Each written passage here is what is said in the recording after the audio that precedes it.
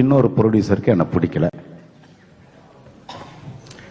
என்னென்னமோ டியூன் போடுறேன், தத்தகாரத்தில் தான் பாடிக்கிட்டு இருக்கேன்.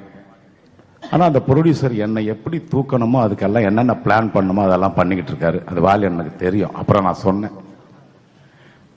அதுக்கப்புறம் தத்தகாரத்தில் பாடும்பொழுது அந்த என்னை பிடிக்காத அவர் பெரியவருக்கு எனக்கு ப்ரொடியூசருக்கு பிடிக்கல. சரி, நாளைக்கு கவிஞர் வாலி அவர்கள் வராங்க, அன்னைக்கு தான் உன் தலையெழுத்தே அப்படின்னு சொல்லி என்னை திட்டுறாரு. அண்ணன் வந்தார்.